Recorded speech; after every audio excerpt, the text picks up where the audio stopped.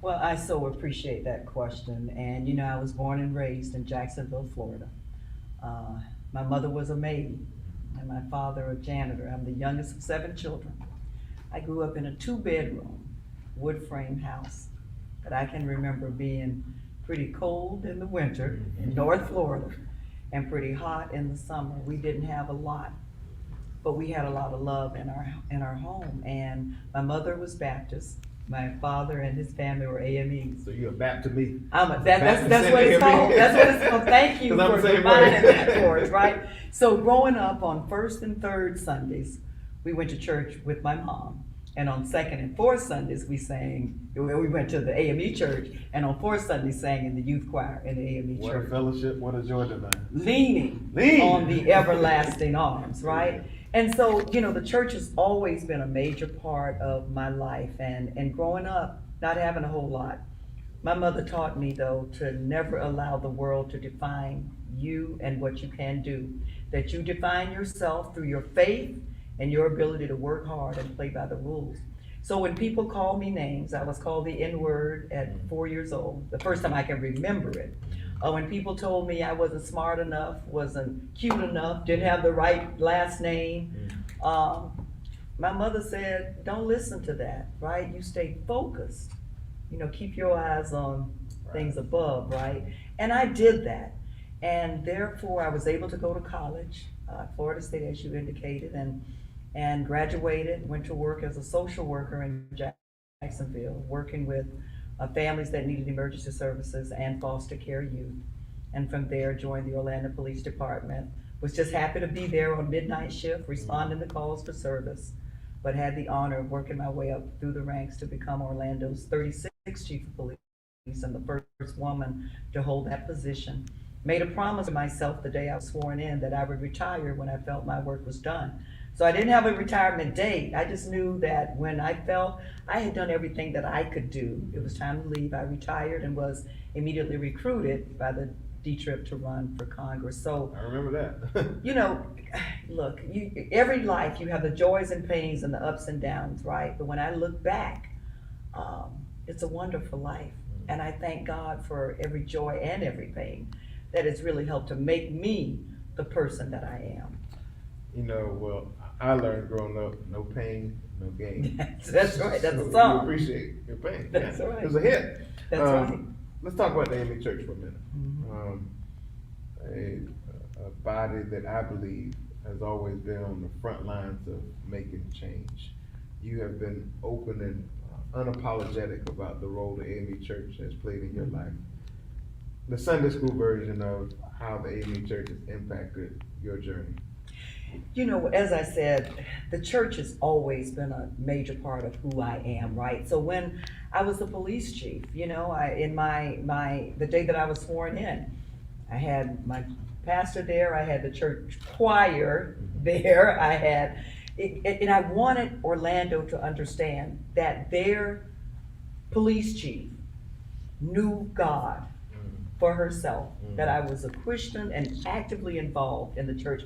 We had a high crime area and ended up having 40 days of prayer, where several AME churches came out and participated in that. So it was important that people understood, because the church has always been a part of my life. And some of those dark, dreary days as the police officer, or some of those dark, dreary days as a member of Congress when we were fighting against corruption and injustice with the previous administration.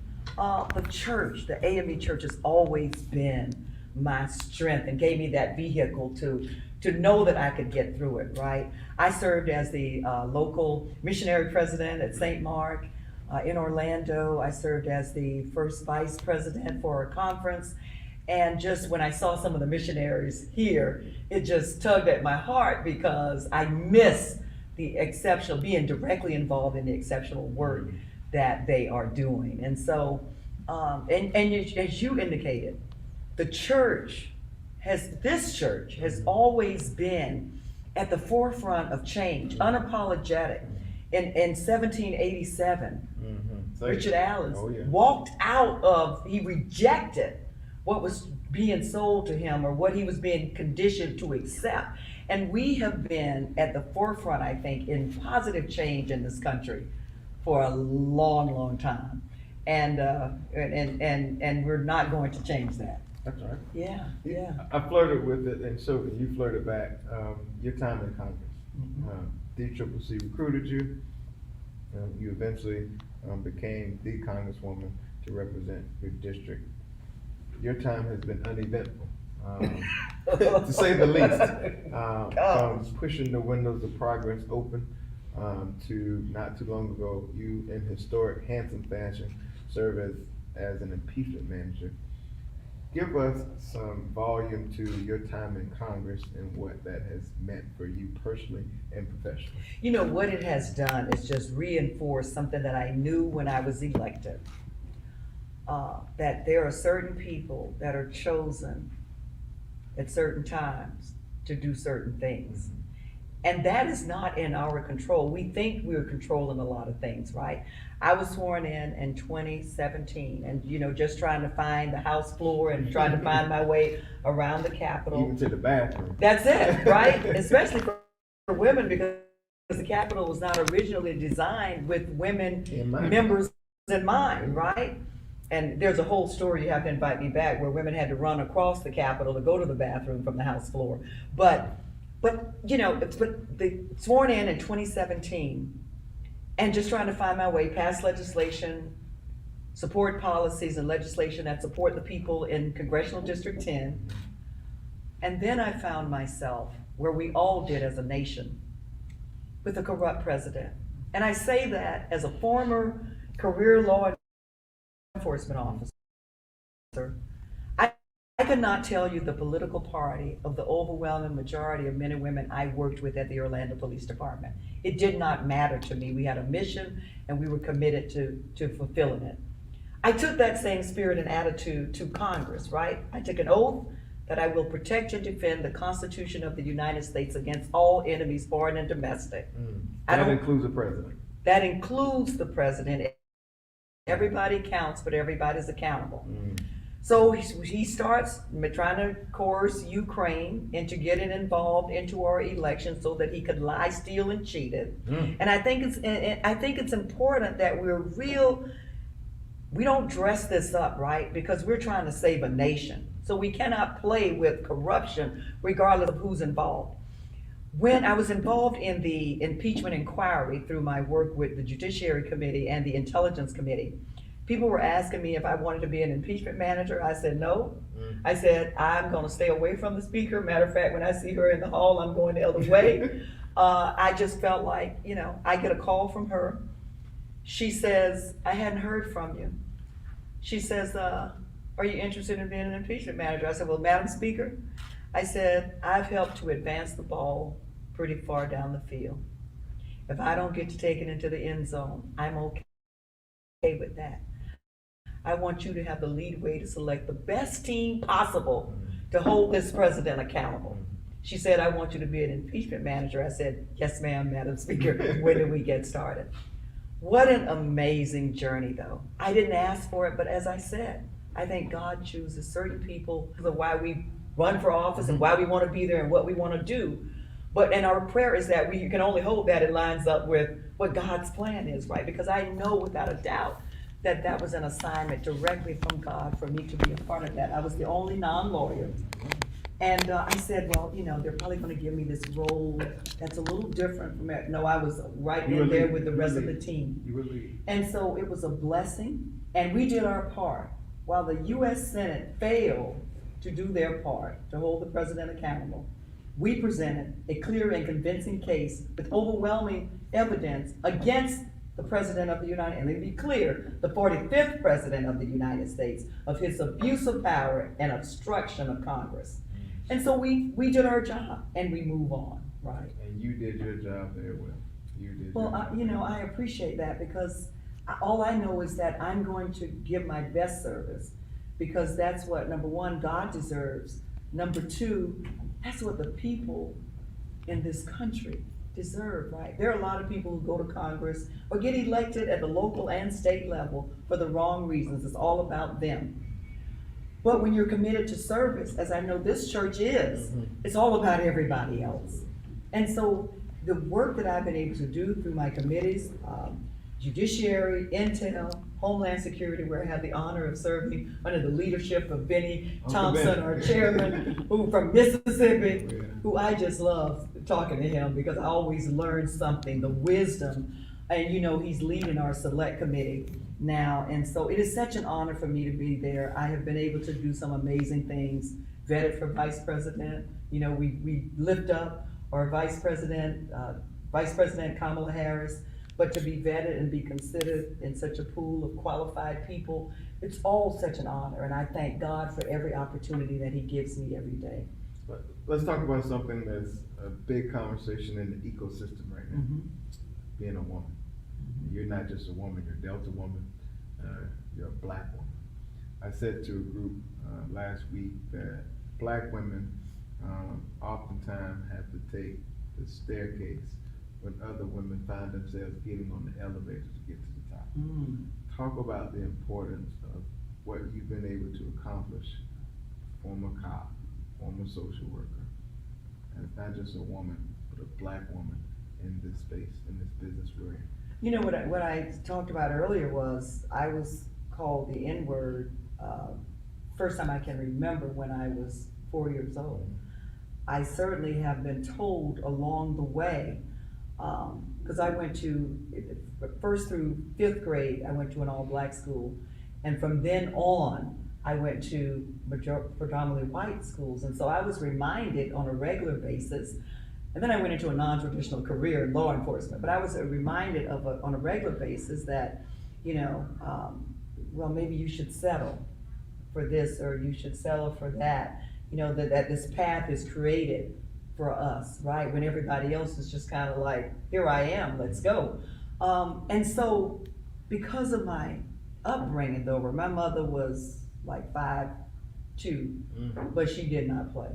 And she had the ability to see into a world that she never experienced, but she wanted that world for her children. And she told us to never settle, right? Don't settle.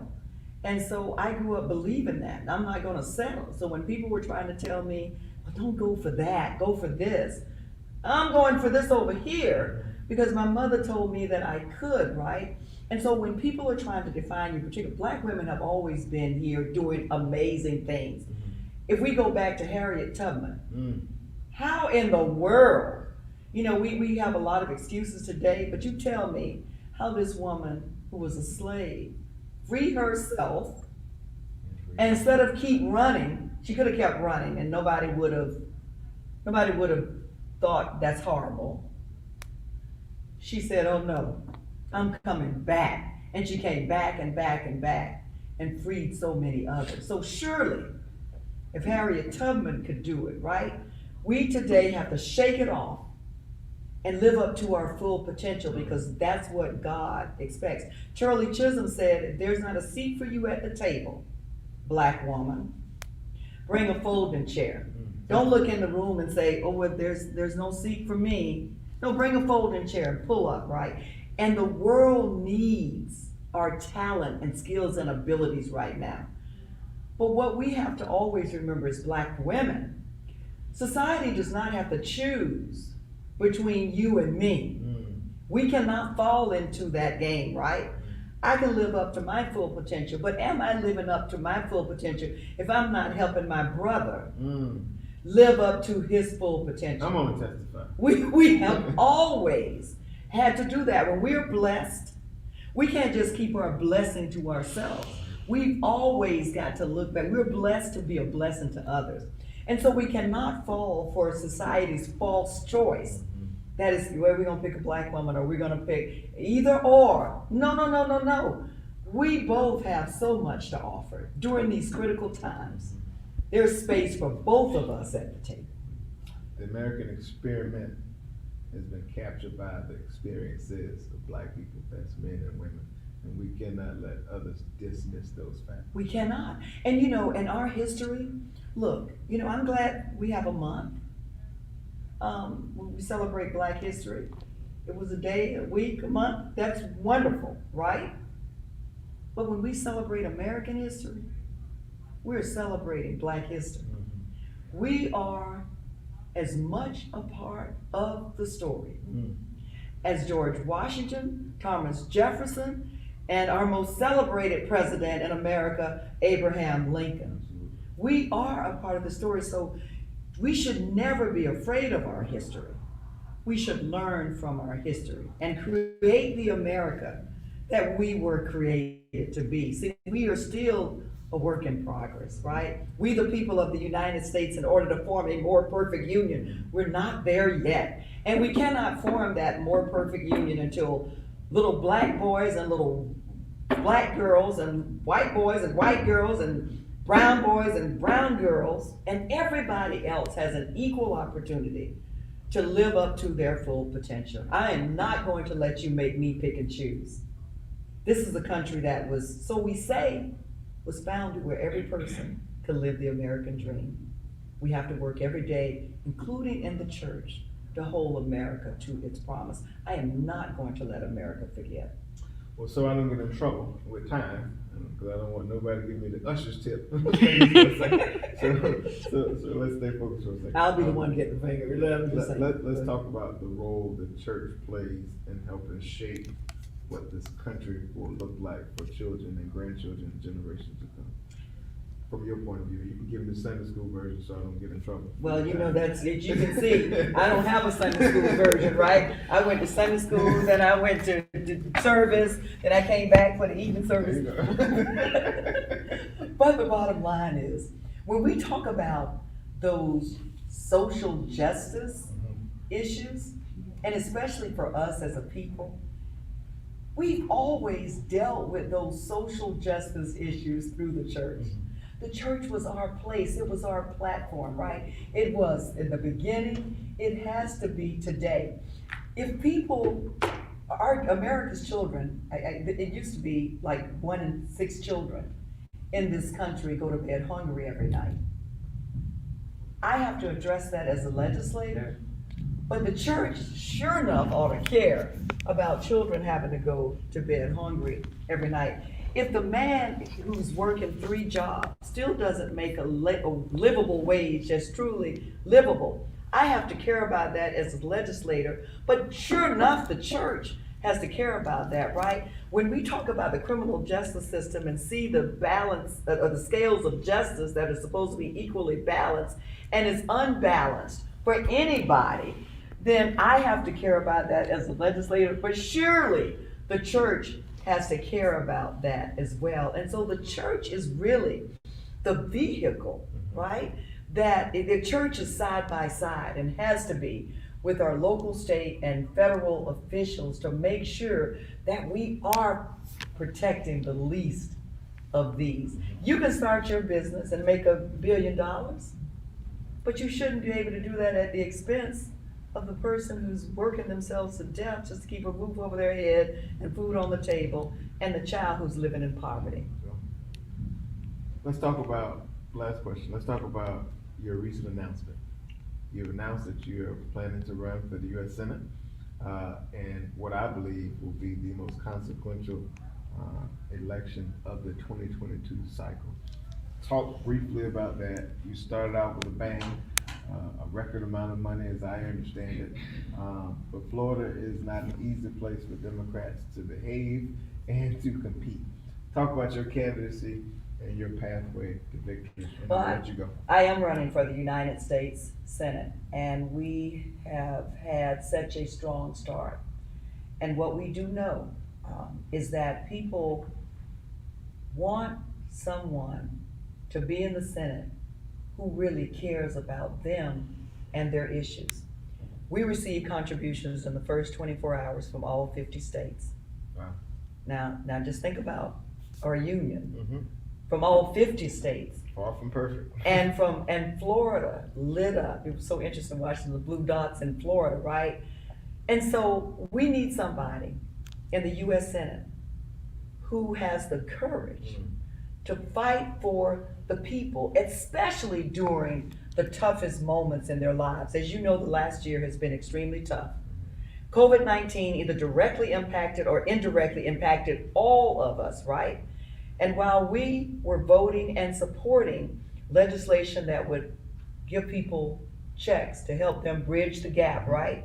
As we were voting to expand the vaccinations into some of the most vulnerable areas, as we were voting on legislation that would help small businesses stay in business, my opponent, Marco Rubio, voted against those things, right?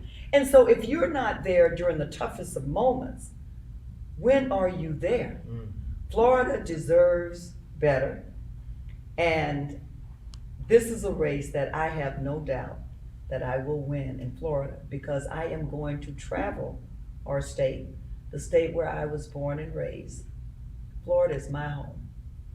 I am going to travel the state and not pick and choose winners and losers based on their ability to play. This girl who grew up the daughter of a maid and a janitor and now has the amazing opportunity to serve in the U.S. House of Representatives and running for the U.S. Senate will travel this state and talk to people about the things that keep them up at night. And if they look at my record, a record of service, they know that I will do what I say I am going to do. And so the path to victory in this race leads through the electorate in this race. And we are excited about it. We are taking absolutely nothing for granted, but we're gonna win this race. Little black girls with dreams grow up to be women with vision. That's the story of Congresswoman Val Demings, my friend, who is going to be the next U.S. Senator from the state of Florida. We'll see you soon.